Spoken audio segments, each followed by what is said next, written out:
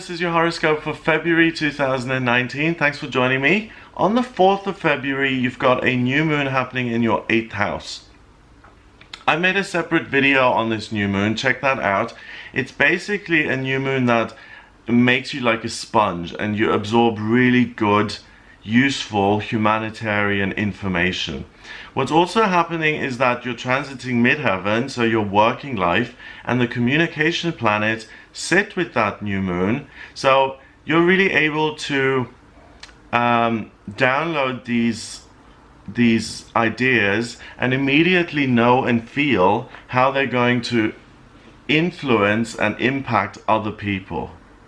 So you have a bit of a head start with this because you will fundamentally understand what you can do to be of service to other people and how you can use ideas to help the greater good. The 8th house is you in connection with other people. So you will get ideas that can allow you to help in your career, in your working life, in your company that you work for. If you're self-employed, you'll get ideas that will help your clients and that will then help your business grow.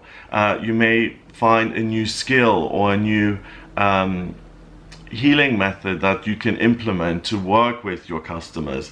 So look at this 4th of February, really pay attention. You're going to get a really useful idea that's going to help you, and you particularly are going to turn it into an idea that's there to help other people. None of the other signs are doing that. It's very kind of dry technical information, but you being Cancer, immediately make it about other people and see how you can use it to help and heal them. And then because of that, you're adding value to their lives, and then they will want to add value back into your life. On the same day, Venus, the planet of love and beauty, goes into Capricorn. It's in your 7th house. So you're going to really want to work on your relationships. Saturn and Pluto are also there. So if you're in a relationship and you've been working at it for a long time, you've been giving, and you haven't got very much back, you're going to start seeing that quite clearly, and you're going to be like, hang on a minute, I am giving this person the love and support, and I'm cooking meals here, and I'm not getting a thank you, I'm not getting any kind of response. Am I in the right relationship?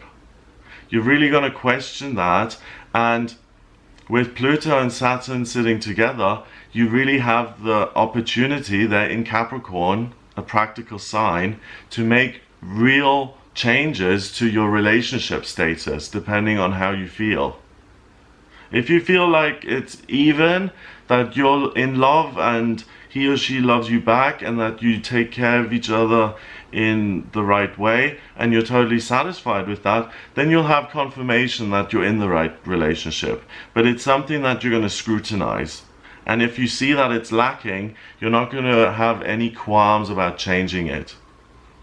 Now in Chinese astrology, on the 5th, we've got the new year of the pig, which represents wealth and abundance. And that's a good sign in terms of your financial life. On the 10th of February, Mercury, the communication planet, goes into Pisces in your 9th house. So the 9th house is the house of higher realms, education, the unmanifest, and you've also got Neptune, the water planet, sitting there, and Chiron, which is like the medical healer, the spiritual healer. It's a centaur. It's able to kind of gallop off into these higher realms and explore. So from the 10th onwards, you're extending the energy of the new moon, but you're turning it into something different now. You have got the ideas, changed them and twisted them into a way of helping others, and now from the 10th onwards, with Mercury being in Pisces in the 9th, you're going to continue to download really practical ideas that will help other people. So your skills are going to increase. So you might take a Reiki class, or you maybe You may make contact with a higher being that teaches you a way of nurturing and healing other people. So you cut out the middleman. If you have experiences like that, please don't dismiss them. They're genuine and they're real. On the 13th of Feb, we've got Mars in Aries at 29 degrees, and it conjuncts, so it sits right on top of the rebel Uranus, which is also in Aries, and that's in your 10th house of career. So when it comes to your work, here on the 13th, they sit together until the 23rd. You're really going to look at that now and say, okay, 2 and 9 is 11. 11 is the master number of service. And you're going to be like, I am doing this job. Am I helping people? Do I have freedom in it? Am I able to implement my own ideas? Or am I totally stuck? And do I have absolutely no freedom whatsoever? If the latter is the case, you're going to become really frustrated and you'll want to do something about it. Because out of all of the signs here, you're the one who gets ideas but cares the most about other people. And first of all, you scrutinize your relationships at the beginning of the month. Now here on the 13th, you're scrutinizing your work and you're like, okay, am I actually helping people? And if the answer is yes, am I being paid enough? Am I being recognized? Or if you're in a situation where it's like, I'm really not helping people, I'm doing a job that actually is harming people, you're going to get really frustrated with that, and it's really likely that you make a change in your working life. And that, because both are 29 degrees, each house of the chart has 30 degrees. So whenever anything is at 1 or at 29, it becomes heightened and stronger. So with that being in your 10th house, you're likely to act in a way that's very unlike you. And if you're like in a job that harms other people, you may just say, do you know what, to hell with this, I'm walking out. Which is not something that you'd usually do. You try and line something else up first and then kind of transition. So it's an extreme month for you where you really look at your life with a critical eye and you decide whether things are good or not. Now on the 14th of February, it's really funny because Mars goes into Taurus, the most sensual of all the signs, and it's on Valentine's Day. It's in your 11th house of hopes and dreams. So if you're in a relationship, you're going to have a wonderful Valentine's Day. Mars stays in Taurus for the rest of the month. So from the 14th onward, romance is in the air. And if you have hopes and dreams about meeting someone, about being with your soulmate, Mars is going to push that and help you make it a reality. So from the 14th now, romance is really 5 stars, 5 out of 5. That continues, like I said, until the end of the month.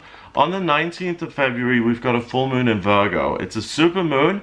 I'll make a separate video on that, but because it's a super moon, it looks bigger, it's closer to the earth, and it affects us even more. And Virgo is like a sponge. It absorbs info, and it's in your 3rd house of communication. It's lit up by the sun, which is in your 9th house of education and higher realm connection. So you're really going to see all of the information of your life, relationships, health, education, work, hopes and dreams, and you're going to be able to see those things, analyze them in a really objective way, and make the changes that you want. So expect a lot of movement here in February, and it's because you're taking the initiative to say, I don't like this, it's got to go. I like this, I'm bringing it in. I don't like this. And you're really just brutal in terms of making choices. And that is excellent, because you sometimes fall into the trap of, oh, I know he's not right for me, but you know, he has nowhere else to go and I have to help him. And you don't do that this month. You're really like, does it serve me? No? Okay, well then that's it. So that's what I get for you here in February. The energy of that full moon in Virgo lasts until the end of February. If you would like a personal reading, God, it's like I live in Alarm Central. There's like ambulances every 2 seconds. Christ. Alright, so if you would like a personal reading with me, please get in touch via my website. It's gregoryscott.com. Click on the readings tab to order your reading. In my personal readings, I use astrology, tarot, and numerology. And I can analyze your birth chart and answer any questions you may have. If you like this video, please share it on your social medias and hit the subscribe button to be notified of new videos coming out. And I'll speak to you next month.